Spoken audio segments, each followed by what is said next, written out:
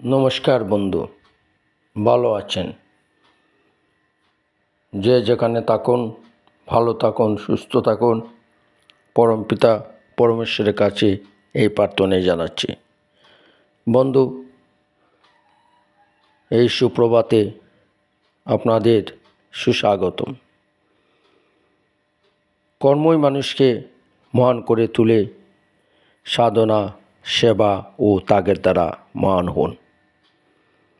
শ্রী মা বলেছেন, তোমার ডাক যদি আন্তরিক হয়, সেই ডাক ঠিক জায়গায় গিয়ে পৌঁছবেই, আর তার জবাব একটা মিলবেই। বন্ধু, জীবনে একটা সংগ্রাম জীবনের মূলমন্ত্র। তাই জীবনে যত দুঃখ আসুক, কষ্ট আসুক, এরই মধ্যে দিয়ে সংগ্রাম করে যান, দেখবেন জীবনে আপনি সাকসেস হবেনই। বন্ধু, আসুন আজকে একটি ছোট্ট আয়োজন নিয়ে আপনাদের সামনে আসছি, যে আয়োজন আপনার জীবন চেঞ্জ করে দেবে। সেই সম্পর্কে আমি সুজিত দেবনাথ আপনাদের সামনে দু একটি আলোকপাত করছি। বন্ধু, মানব জীবন এক অমূল্য জীবন। মানব জীবন বহু সাধনার পরে আমরা পেয়েছি, আর জীবনে কোনো দিন পাবো কি না আমরা জানি না।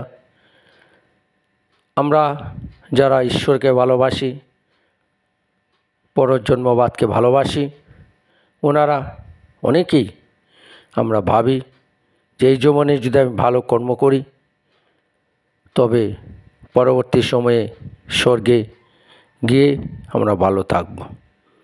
বন্ধু, আমি স্বর্গ অথবা নরক আমি জানি না, এবং স্বর্গ এবং নরকের যে কনসেপ্ট তাকে কখন কোন সময় দিয়েছিল তাও অজানা। তবে মনীষীরা বলেছেন, যে কাজটা করলে আপনি মনে শান্তি পাবেন, মনের মধ্যে আনন্দ পাবেন, সেটাই হচ্ছে পুণ্য। আর যে কাজটা করার পরে আপনার মনে অনুশোচনা হবে, দুঃখ হবে, কষ্ট হবে, সেটাই হচ্ছে পাপ। পাপ এবং পুণ্যের সংজ্ঞা এইভাবেই মহাভারতের অনুশাসন পর্বে বলা হয়েছে। আপনি যদি কাউকে ভালোবাসেন, সেই ভালোবাসাটা যদি চরিতার্থ করতে পারেন, তার জীবনে শান্তি দিতে পারেন, তার জীবনের কোনো দুঃখে কষ্টে যদি আপনি নিজের এই ক্ষুদ্র জীবনকে নিয়োজিত করতে পারেন, তাকে সেবা দিতে পারেন, এবং তার অন্তরাত্মায় যখন ভালোবেসে বলবে, বাহ, আমি খুব আনন্দ পেয়েছি, সেটাই হবে আপনার পুণ্য। আর আপনি জেনে হোক মানে অজান্তে হোক, যদি তার মনে কষ্ট দেন এবং তার অন্তরাত্মা, ছেলে হোক পুরুষ হোক, সে কষ্ট পায় এবং সে মনে মনে ঈশ্বরের কাছে তন মন ঢেলে বলে যে তার কোনো ক্ষতি হোক, তার কোনো উপকার না হোক, তার জীবনে ঝড় বৃষ্টি বাদল নেমে আসুক, ঝড়ঝঞ্ঝা আসুক, সেটাই হচ্ছে পাপ। তাই বন্ধু, আমাদের এই মানব শরীর এক অমূল্য সম্পদ। আমরা এই মানব শরীরটাকে আমরা অনেকভাবে নষ্ট করছি। আমাদের এই জীবনটা রয়েছে সাত্ত্বিক, রাজসিক ও তামসিক। সাত্ত্বিক আহার কোনগুলি? যে আহারগুলি যেমন দুধ, ফল মূল, ওইগুলিকে যেমন জীবনটাকে সুন্দর করব, তা হয়ে যাবে সাত্ত্বিক। আপনার প্রত্যেকটা সেল, আমাদের শরীরে 72,72,10,200টা নার্ভ হয়েছে, সেই নার্ভগুলি সতেজ হবে, সুন্দর হবে, তবে সেটাই হবে সাত্ত্বিক। আর এই শরীরটাকে যদি আমরা মদ, বিড়ি, গাঁজা, সিগারেট খাচ্ছি, খনি খাচ্ছি এবং নিজেকে বলছে আমার শরীর ভালো থাকুক। তবে এই শরীর কেমনে ভালো থাকবে বন্ধু? কারণ সাদা মদ, বিড়ি, গাঁজা, ভাং, পান, তাম্বুল, জর্দা সেগুলিকে এই যে শরীররূপী যে মন্দির, সেই মন্দিরটা আমরা বিষাক্ত করছি, নষ্ট করছি। সেটাই হচ্ছে তামসিক এবং সেই শরীরটা তৈরি হয়ে যায় তামসিক এবং বিভিন্ন ধরনের রোগকে আমরা আমন্ত্রণ জানাই। এবং সেই শরীরটার মধ্যে যদি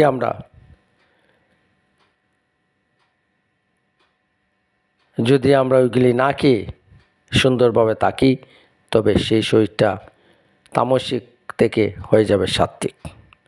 আর সেই শরীরের মধ্যে যদি আমরা মাছ, মাংস, কনি, ডিম সেগুলি খেয়ে যদি শরীরটাকে আমরা মজবুত করি, শক্তিশালী করি, তবে সেই শরীরটা হয়ে যাবে রাজসিক। সেই রাজসিক শরীর আমরা জেনারেলি ফৌজি যারা রয়েছেন, আর্মি যারা রয়েছেন, যারা প্রচুর পরিশ্রম করেন, যুদ্ধ বিগ্রহ করেন, সেই সময় রাজারা থেকে শুরু করে বর্তমানেও আমরা সেই খাই, যাতে আমরা দেশটাকে রক্ষা করতে পারি, নিজের কর্মজীবনে অনেক এগিয়ে যেতে পারি। তা হবে রাজস্বিক আহার। রাজস্বিক আহারে শরীর ভালো থাকবে কিন্তু মন ভালো থাকবে না। তো বন্ধু, আমরা খাদ্যের দিকেও নজর দিতে হবে। তারপরে আসছি আমাদের এই মানব জীবনে ভিন্ন ধরনের কলকারখানা, ভিন্ন ধরনের কিছুতে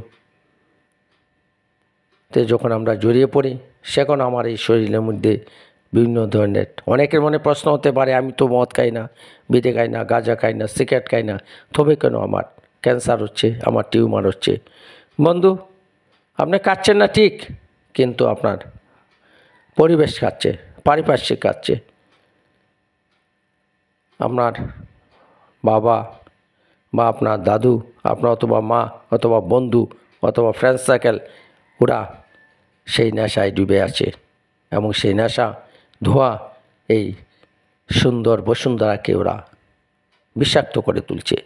তখন ওই যে বিষাক্ত ধোঁয়া, বিষাক্ত যে অক্সিজেন, তা আমার শরীরের ভিতর দিয়ে প্রত্যেকটা সেল গ্রহণ করছে। শিশু থেকে ধরে, বৃদ্ধ থেকে ধরে, মা থেকে ধরে, বাবা থেকে ধরে প্রত্যেকে আমরা গ্রহণ করছি এবং পরীক্ষা করলে দেখা যায় তার শরীরের মধ্যে প্রচুর পরিমাণে নিকোটিন, টক্সিন শরীরের মধ্যে প্রবেশ করছে এবং বিভিন্ন রোগ তার মধ্যে বাসা বাঁধছে। তাছাড়া রয়েছে বন্ধু আমাদের লাইফস্টাইল। আমাদের ভোর 4টা থেকে উঠে মুনি ঋষিরা প্রার্থনা করছেন, গান করতেন, কীর্তন করতেন। তা ভগবানকে পাওয়ার জন্য নয় বন্ধু, আমার এই মানবরূপী যে শরীর, সেই শরীরটাকে সুন্দর করার জন্যে। কিন্তু আমরা এই শরীরটাকে সুন্দর করছি? আমরা তা করছি না বন্ধু। আমরা প্রতিদিন মাছ, মাংস, ডিম, দুধ, পনি না খাই। যারা নিরামিষ আহার করি তারা প্রচুর পরিমাণে ঘি খাচ্ছে, প্রচুর পরিমাণে দুধ খাচ্ছে, যখন চা পাচ্ছে তাই খাচ্ছে, তার কোনো টাইম টেবিল নেই। তবে আমাদের শরীরটা তো প্রকৃতির মধ্যে, এই পৃথিবীতে যত পাখি দেখবেন, ওরা দিনের প্রভাত থেকে ওদের কিচিরমিচির শুরু হয়ে যায়, মুরগি ভোরবেলা ডাকে, ওদের একটা জীবন স্টাইল সুন্দর রয়েছে। একটা গরুকে যদি আপনি মাংস খাওয়ান, শেখাতে চাইবে না। সেও বুঝে যে সেটা খেলে আমার শরীর ক্ষতিগ্রস্ত হবে। সে যদি লন্ডনে যায়, আমেরিকা যায়, রাশিয়া যায়, সেখানে গিয়ে সেই গরু ঘাসই খাবে। কিন্তু মানুষ, আমরা নিরামিষভোজী প্রাণী, আমাদের দাঁতটা সমান রয়েছে। আমরা কী করছি? সেই নিরামিষ আহার না করে, ফলমূল আহার না করে, আমরা যখন যা পাচ্ছি, যেখানে যাচ্ছি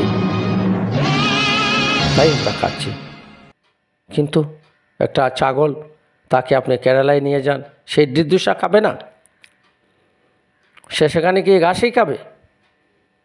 কিন্তু সেখান থেকে একটা সিংহকে যদি নিয়ে আসেন, এসে যদি বলেন তুমি এখানে, হে সিংহরাজ, আপনাকে আমি সুন্দর করে আজকে পনির বানিয়ে খাওয়াচ্ছি, সুন্দর করে আমি রসগোল্লা খাওয়াচ্ছি, সে খাবে না। সে জানে তার কী খেতে, কিন্তু তাকে যদি মাংস দেওয়ায় সে কপ কপ করে খেয়ে নেবে। তো প্রকৃতিতে যত ধরনের জীব রয়েছে বন্ধু, সব কিছু সে নিয়মের মধ্যে দিয়ে চলছে, একমাত্র মানুষ তার ব্যতিক্রম। মানুষ কাউকে ভালোবাসলো, তাকে আঘাত দেবে। মানুষ তাকে সুন্দরভাবে কথা বলল, তার সাথে সুন্দর করে চলল, নিজে আত্মীয় স্বজন ভাই বোন থেকে ধরে অন্যরাও দেখে হিংসা করবে, সে জ্বলবে। মানুষ তার ব্যতিক্রম। কিন্তু একটা প্রাণী, সে দেখবেন কিছুক্ষণ তার এরিয়ার মধ্যে এসে গেলে সে একটু কষ্ট পায়, কিন্তু কিছুক্ষণ পরে সে তাকে মানিয়ে নেয়। কিন্তু আমরা মানুষ এত হিংস্র প্রাণী, এই সমস্ত বিশ্বে এত যুদ্ধ, এত ঝগড়াঝাটি চলছে, এখনও চলছে। আজ অবধি এত মহান মহান ব্যক্তি এলেন, মহাপুরুষরা এলেন, এত সুন্দর সুন্দর সভ্যতা। এই যে বিশ্বের মধ্যে যুদ্ধ চলছে, হাজার হাজার মানুষ মারা যাচ্ছে, সেখানে ভালোবাসা কোথায়? আমরা খ্রিস্টান ধর্ম, মুসলমান ধর্ম, সব ধর্মকে বলছে ভালোবাসার কথা, হৃদ্যতার কথা, সেখানে বেশি ভালোবাসা নেই, হৃদ্যতাও নেই। শুধু বড় বড় মিসাইল আবিষ্কার হচ্ছে, ভিন্ন কিছু আবিষ্কার। কাকে? এই মানুষকে মারার জন্য বন্ধু। আর আমরা মানুষ কি করছি? নিজেরাই নিজেকে ধ্বংস করছি। এই যে পান খাচ্ছি, জর্দা খাচ্ছি, সাদা খাচ্ছি, সেগুলি আমাদের শরীরের মধ্যে অ্যাবজর্ব হয়ে যাচ্ছে, আমাদের শরীর থেকে সেটা বের করছে না। তাই যেটা আলোচনা করেছিলাম বন্ধু, আমাদের প্রাচীন মুনি ঋষিরা ৭,৫০০ বৎসর পূর্বেই ধন্বন্তরী সুস্থ থেকে ধরে সেই পেটটাকে পরিষ্কার কথা বলেছেন। পেট যদি পরিষ্কার হয় তবে 90% রোগ আমাদের শরীর থেকে ভালো হয়ে যাবে। কিন্তু আজ 90% লোকেরই দেখা যাচ্ছে পেট পরিষ্কার হচ্ছে না, পেটের মধ্যে সমস্ত টিউবের ভিতরে ল্যাট্রিন বাথরুম জমে আছে। আর উপর দিকে আমি শুধু বড় বড় হসপিটালে গিয়ে আমি ওষুধ খাচ্ছি, কিন্তু কোনো ডাক্তাররা ভালো করে পেটটাকে পরিষ্কার করা কথা বলেন না। কিন্তু আয়ুর্বেদিক শাস্ত্রে সেই প্রাচীন যুগ যুগ ধরে সেই মুনি ঋষিরা সেই বস্তিকার কথা বলেছেন, স্টমাক ওয়াশের কথা বলেছেন, সেলটাকে পরিষ্কার করার জন্য বলেছেন, এবং প্রাকৃতিক বাতায়নে আপনি ঘুরে বেড়ানোর কথা বলেছেন, এবং জীবজন্তু থেকে ধরে মানুষকে ভালোবাসার কথা বলেছেন। আপনি আপনাকে ভালোবাসছেন না বন্ধু, আপনি আপনার শরীরটাকে আপনি নিজেই ধ্বংস করছেন। আর যখন কোনো রাস্তা থাকে না, সারা জীবন যা পয়সা অর্জন করছেন, আর একটা সময় গিয়ে হসপিটালে সেই পয়সা দিয়ে আসছেন। আজকে বিজ্ঞান উন্নত হচ্ছে বন্ধু, কিন্তু হসপিটালে গিয়ে অপারেশন করতে গেলে আপনি সিট পাবেন না, তার জন্যে 15 দিন 20 দিন 1 মাস আগে থেকে অ্যাপয়েন্টমেন্ট নিতে হবে। তাই বন্ধু, আসুন মাঝে মাঝে আপনার পেটটাকে পরিষ্কার করুন। অ্যালোপ্যাথিতে ডুস দিয়ে সাধারণভাবে পেটটাকে ওয়াশ করা হয়, কিন্তু ন্যাচারোপ্যাথিতে ডুস আর বস্তিকার মধ্যে অনেক ডিফারেন্স রয়েছে। তাই পেটটাকে যদি পরিষ্কার করেন, আপনার সমস্ত শরীরের ভিতর থেকে যত টক্সিন, খারাপ জিনিস, বাজে জিনিস গাড়ি সার্ভিসিংয়ের মধ্যে সব বেরিয়ে যাবে, এবং শরীরের ভিতরে যত খারাপ জিনিস আছে, হয়তো কারো একটু সময় লাগবে, কারো দেখা যায় আধা ঘন্টা লাগে, কারো 1 ঘন্টা লাগে, কারো 3 ঘন্টা লাগে। দেখবেন বন্ধু, আপনার পেটটাকে একবার পরিষ্কার করুন, দেখবেন আপনার পেটের ভিতরে কত নোংরা কালো কালো চিটার মতো বহু দিনে পুরানো নোংরা জিনিসগুলি পেট থেকে বেরিয়ে যাচ্ছে, এবং পেটটা সুন্দর হয়ে গেল। পেট পরিষ্কার, রোগ পরিষ্কার, পেট পরিষ্কার, রোগ পরিষ্কার, পেট সাফা, সব সাফা। তাই 90% লোকেই প্রথম পেটটাকে পরিষ্কার করুন, তারপর ওষুধ খান। দেখবেন বন্ধু, আপনার রোগ খুব ধ্যানার দিন ভালো হয়ে যাবে। এই পৃথিবীতে যত রোগের সৃষ্টি হয়েছে এই পেট থেকে, আর আনুষঙ্গিক ভাইরাস ব্যাকটেরিয়া যেগুলি রয়েছে সেই পেট থেকে শুরু হয়। তাই আমাদের সেন্টারেও আমরা পেট পরিষ্কার করি এবং প্রত্যেকটা মানুষের এই পেটটাকে পরিষ্কার করা দরকার, তবেই দেখবেন। এবং সঙ্গে আপনি এরপর থেকে যদি আপনি সাত্ত্বিক আহার করেন, সেই দিন থেকে হয়ে যাবে আপনার শরীরটা সাত্ত্বিক। এবং এরপর থেকে যদি আপনি তামসিক আহার করেন তো শরীরটা হয়ে যাবে তামসিক।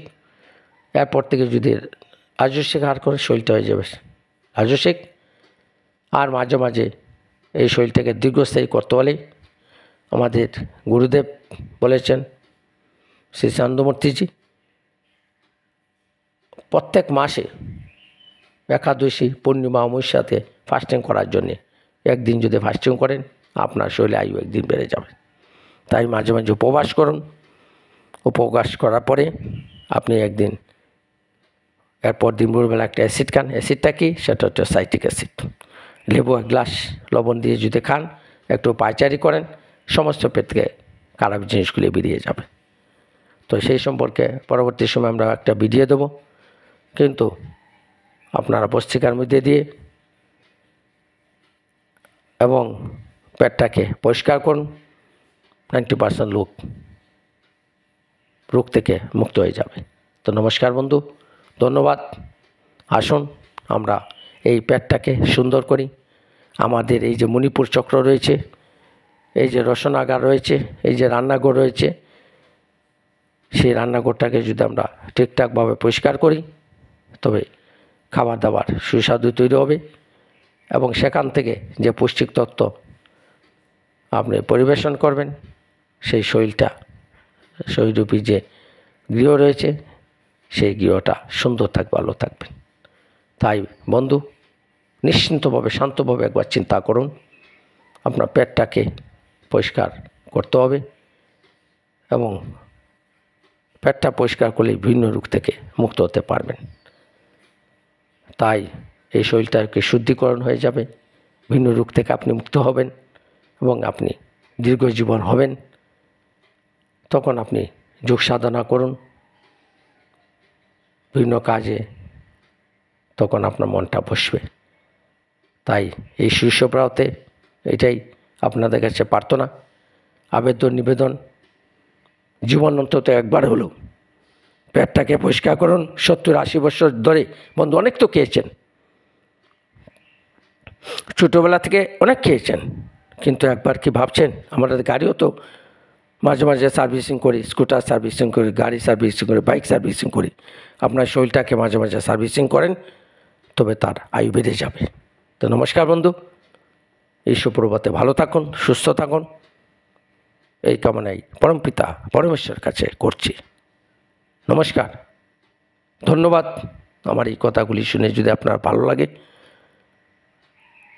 তো আপনারা শেয়ার করবেন। ধন্যবাদ।